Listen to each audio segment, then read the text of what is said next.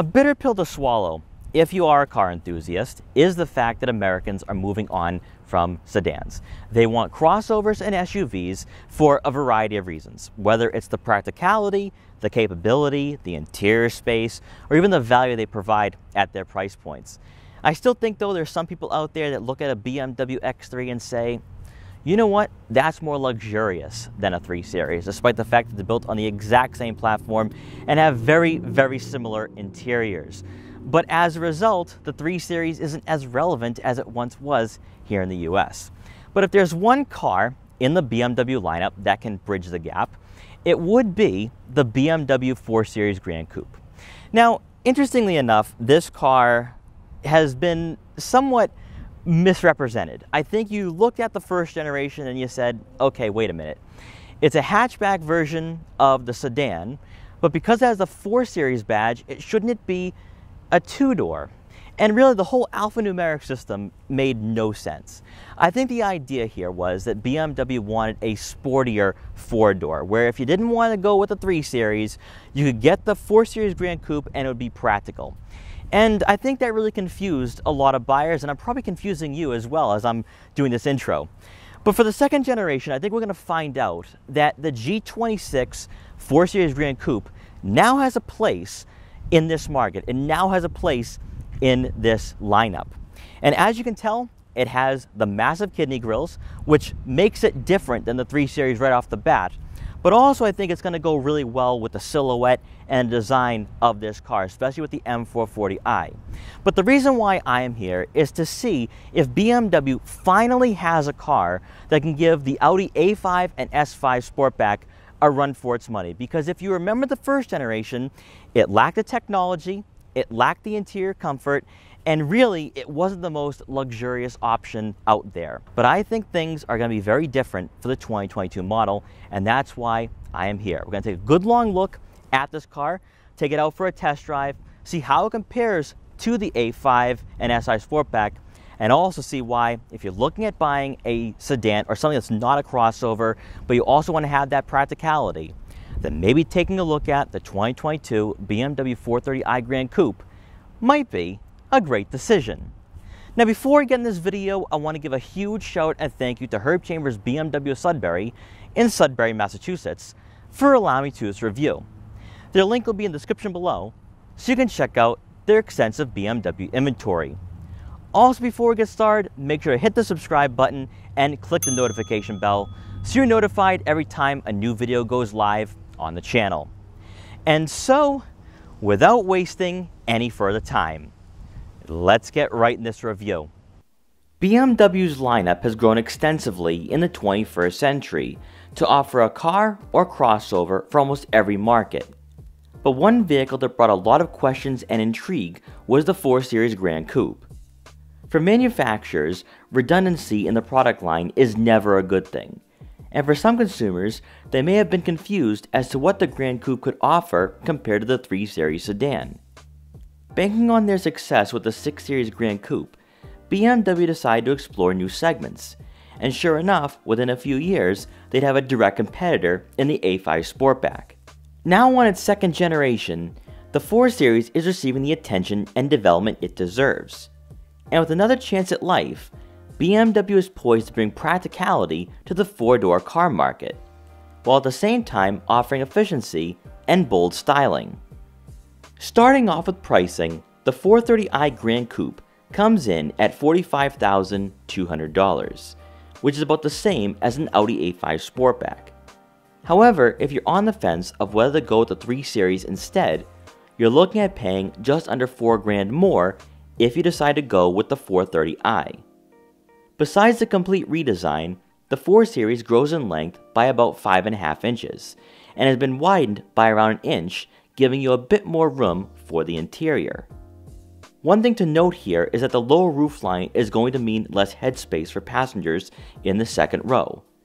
But it's possible that you're primarily being drawn into the Gran Coupe for its practicality due to the hatchback design. Getting into the road presence, this is where things can get pretty controversial, particularly with the larger kidney grills. However, as the M3 has demonstrated, the front fascia goes quite well with a 4-door car. And while last generation's 4 Series Gran Coupe shared cosmetic design elements with the Coupe, it still had too close of a resemblance to the 3 Series in terms of exterior aesthetics. For 2022, having that sportier and more aggressive front end differentiates it from the G20, allowing the Gran Coupe to find its own identity and personality. As with other cars in the lineup, you can opt for the Shadowline package to blend those kidney grills in with the overall design. But as you can tell, chrome accents are present on this model.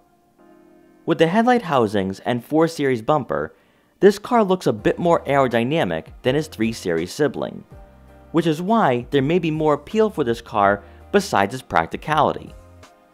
Moving over to the side profile, the Gran Coupe will come standard with 18-inch wheels wrapped in all-season run-flat tires, but you can upgrade to 19s with the M Sport package. Without the adaptive M suspension for this 4 Series today, ride quality was still pleasant, and the smaller tire size may have played a contributing role. On roads with imperfections, the 4 Series felt composed and luxurious, and we'll get into this topic more during the test drive. You have body color folding side mirrors with turn signal indicators to go along with blind spot detection for added safety. Then coming around to the back, the sloping roofline and hatchback design not only separates it from the 3 Series, but also the Coupe as well. Thanks to having the 4 Series bumper, taillights, and other minor aesthetics, the Gran Coupe has a very dynamic look, and its presence as a whole is far more pronounced, where from any angle there's no mistaking this car on the road. And that's where BMW missed the mark last generation. Now being unique and truly having a sportback rear fascia, the 4 Series is better equipped to take on the A5 and S5 Sportback. And while the appearance can be subjective, the second generation finally has its own style to stand out in the lineup. Under the hood, the 430i Gran Coupe is powered by a 2-liter turbocharged 4-cylinder engine that puts out 255 horsepower and 295 pound-feet of torque, and is paired with a ZF 8-speed automatic transmission. For daily commuting, you'll have more than enough power to get on the highway quickly and safely, and the linear accelerations provide a heightened sense of smoothness that truly elevates the driving experience. On top of that, the 8-speed automatic shifts smoothly, making longer drives on back roads quite enjoyable. As mentioned earlier, this model does have rear-wheel drive, with this being one of the first to be delivered, but BMW's xDrive all-wheel drive system will be offered in the near future. For fuel economy, you're looking at right around 25 miles per gallon in the city, and 34 miles per gallon on the highway. Stepping inside, the cabin will look familiar if you've experienced or currently own a newer BMW. But for those who still have an F36 4 Series Gran Coupe, there's going to be some welcomed improvements. First, we have to talk about the front seats, which are manually adjustable on this model. But don't worry, as this is not going to be a long-term feature, and you will have powered seats for the 4 Series. Today, we have the Sensitech Sport seats, but you can't upgrade to Vernasca leather. A much-needed addition to the cabin is the full digital gauge cluster that was certainly missed for the prior generation, as near the end of its life cycle, the Audi A5 Sportback was offering a more tech-filled experience. As usual, and expected on a 2022 model, is BMW's Idrive 7 system, giving you a 10.2-inch touchscreen with Apple CarPlay and Android Auto compatibility to go along with onboard navigation. You will have the option to upgrade to the Harman Kardon Premium Audio system, as we see with the Coupe and the 3 Series sedan. Making this head unit very user-friendly is the fact that you will have a rotary dial, touchpad, and quick access buttons found in the center console to help keep your eyes on the road ahead. But also, we find that it's easier to scroll through different menus and settings rather than using the touchscreen alone. You have a rear backup camera with trajectory to go along with front and rear parking sensors. Then working our way down the dashboard, BMW's signature button layout makes its return to the 4 Series Gran Coupe, as you have the typical 2 rows of buttons with a dual-zone climate control, 3 level heated seats, and front and rear defrosters found up top, and your presets for the user interface below. You'll have a cubby for your smartphone, and if equipped, this is where a wireless phone charger would be placed. And then as we take a glance at the center console, no surprises here, with the traction control, auto start stop, park assist features, and drive mode selector being placed here. For the center storage compartment, you'll have enough room for smaller items. And rounding out the front seating area, above will be a power moonroof to let in some natural light to the interior. Now for passengers in the back, we're going to start off on the driver's side, and this seat is adjusted to someone of my height, around 5'5", and I have a decent amount of legroom to work with here. Now of course, if you are a taller passenger or even a taller driver, the person in the second row is going to be pretty cramped, and that's why I did adjust the passenger side most of the way back and on a recline. We'll get into that in a few seconds. But with the second row seats, there's two things that are really standing out to me. One is they sit a bit lower to maximize that headroom, because with the lower roofline, with that hatchback rear end, you're going to be sacrificing a few inches there, and taller passengers might be a bit claustrophobic in that regard. Also, these seats are actually somewhat bolstered. They're not too aggressive, but there's some good padding here and support. So if your driver is more of that type of person that wants to have more of a spirited cruise and drives very aggressively, you can at least hold on for sure back here. So it has more of that, not Grand Tour style, but it certainly has that sportier appearance to it. And we notice that with the front seats, where they are sport seats that come standard. So clearly BMW is emphasizing that this car is sporty than the 330i.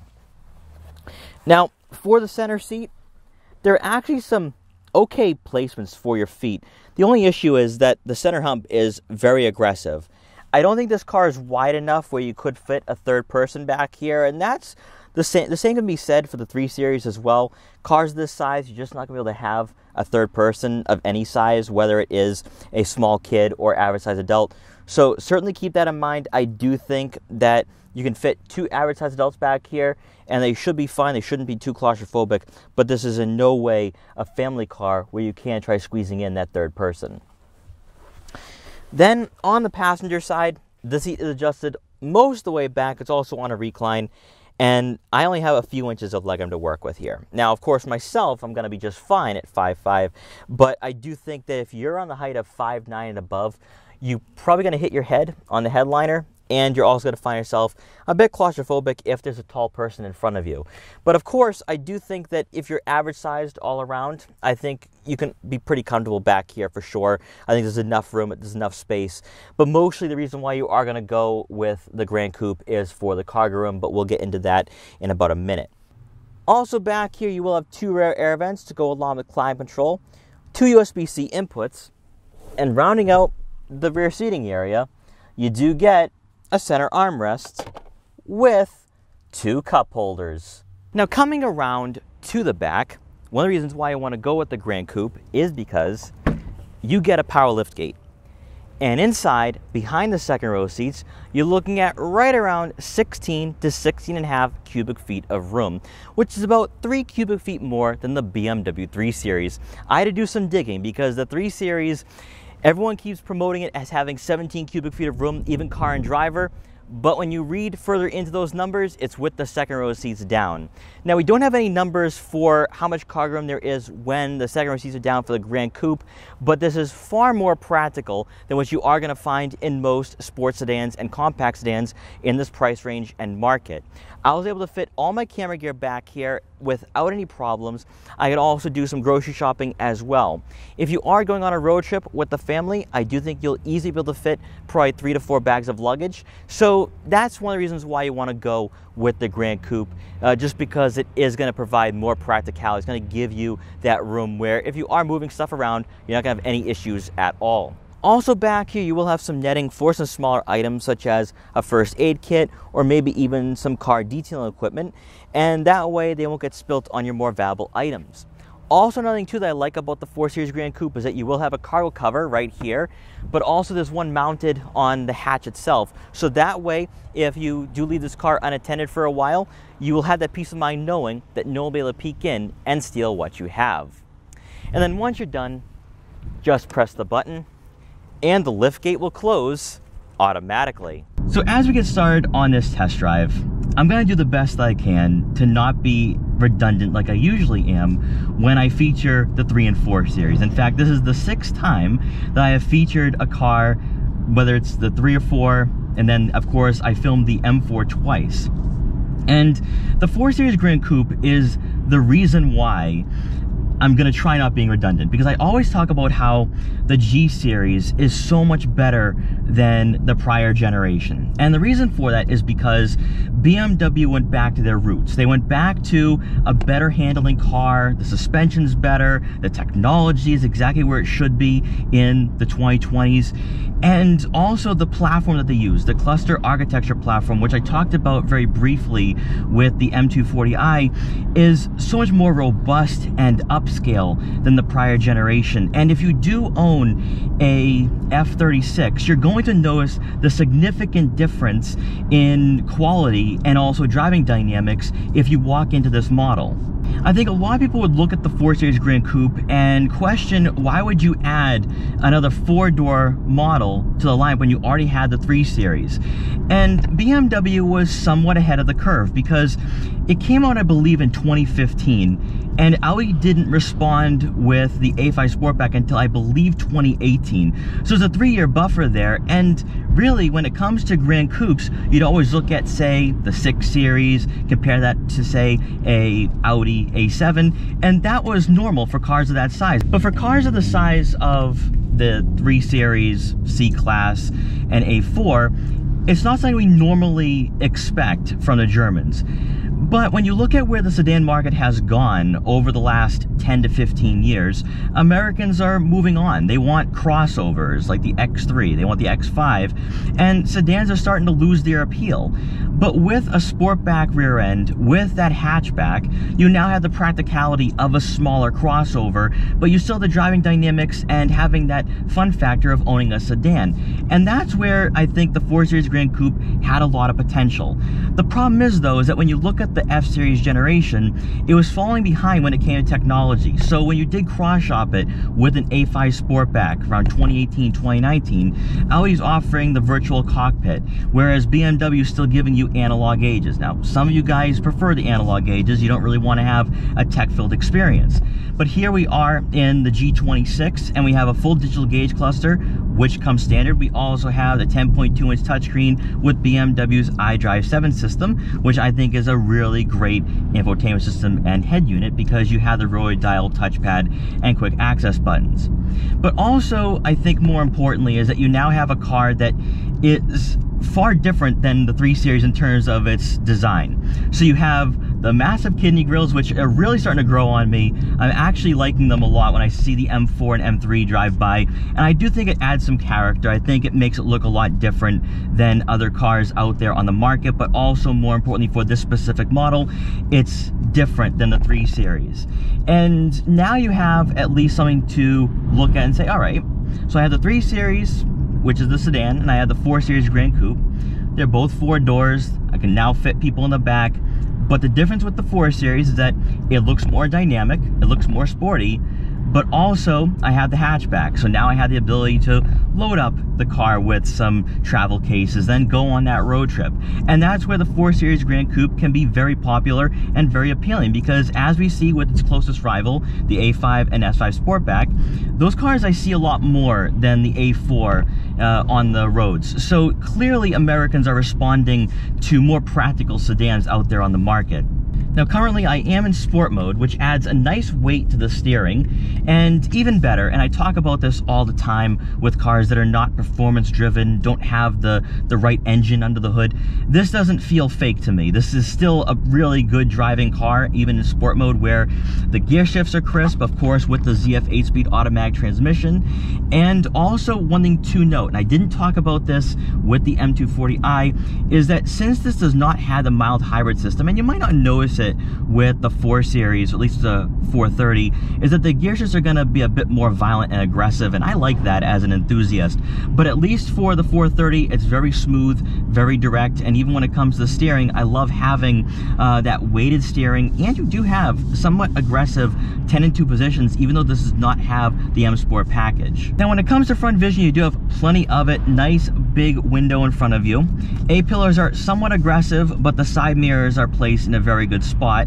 However, when you do look out back, the seat positions or the headrests do get in the way, and of course with that sloping roofline, they will take away from some of that rear vision. So let's do a quick acceleration here.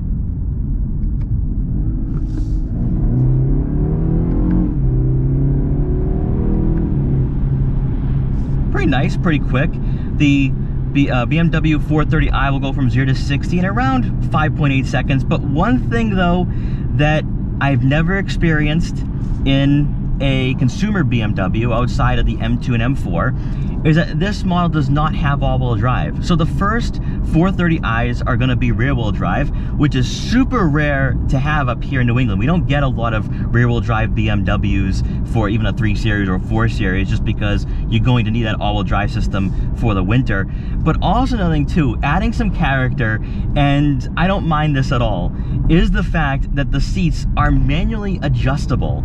I don't remember the last time I had reviewed a BMW that had a manual seat position. I think the 320i was the last one that did offer it standard, but I think it just adds a really cool characteristic. You just don't see that anymore for cars, and that's something I will appreciate for sure with this review, just because you don't really get a rear-wheel drive and manual seat pairing for a modern BMW in the 2020s. So overall, after about a 20-minute test drive, I really feel that now BMW has everything figured out in their lineup.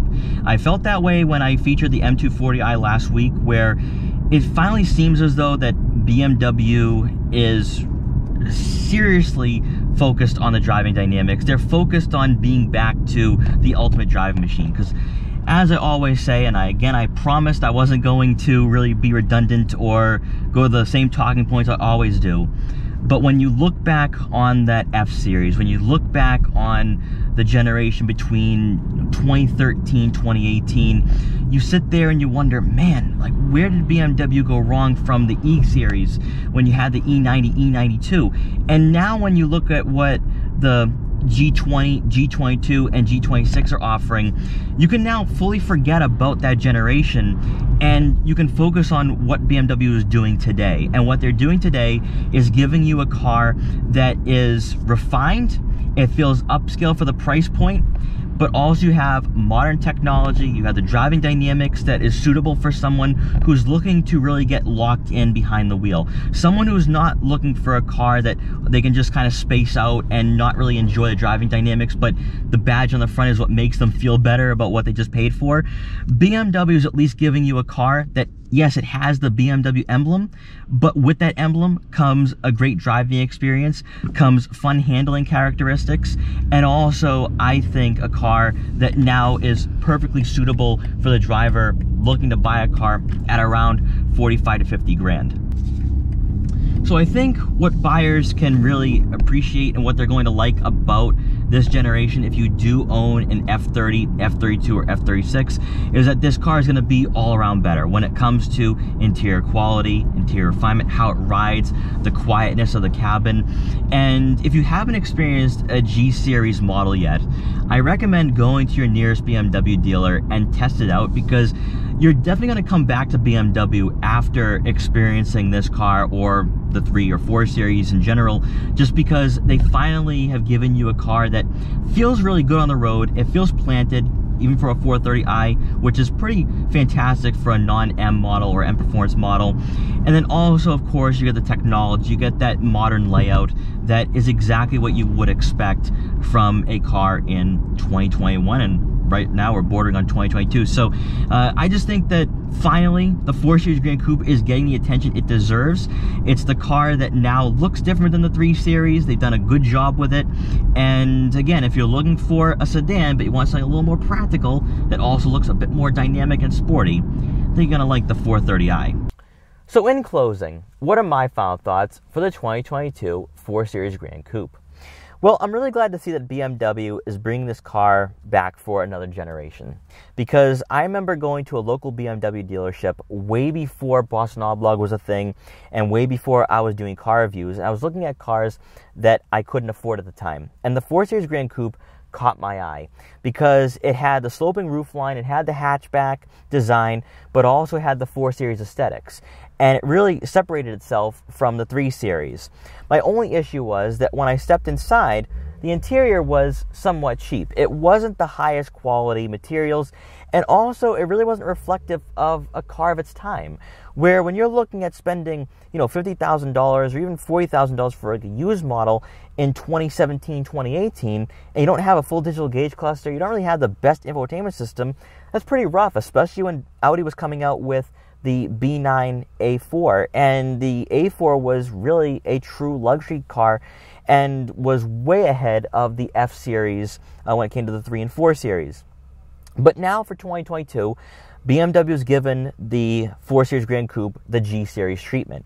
We have a full digital gauge cluster, a nice infotainment system with BMW's Idrive 7 system, and then also, of course, you have an interior that is now reflective of the price tag. It's comfortable in here, even with the Sensatech seats. You can upgrade to Vernasca leather if you really want to, but the quality is there. There's not a lot of road noise. The interior is nice and quiet.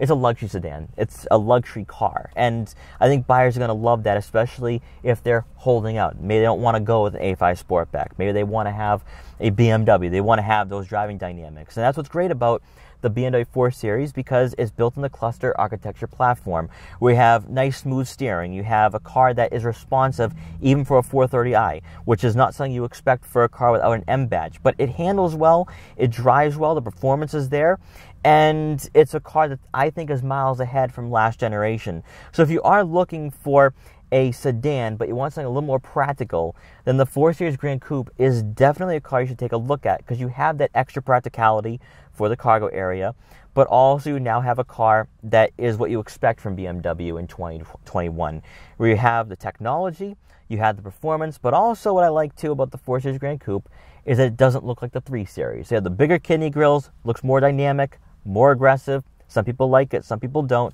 But if you're the type of person that likes having those bigger kidney grills, that wants to have that sloping roofline, the 4 Series Gran Coupe, I think, is a standout. And it's now, I think, really on par with the A5 Sportback. And then when we get to the M340i Gran Coupe, I think it will give the S5 Sportback a run for its money. So I think compared to its closest rival, which is the Audi A5 and S5, I think it's certainly bridged the gap. And it's now a car that can be on your radar, and you can say, you know what, it has the technology that I expect for a car in this year, and it also has everything I'm looking for when it comes to interior quality and comfort. So guys, thank you so much for watching this video. Please like, comment, share, and subscribe for more. Also make sure to follow me on Instagram at Boston Autoblog so you can see what I'm up to and what vehicles I'll be featuring in the future. And I will see you guys next time.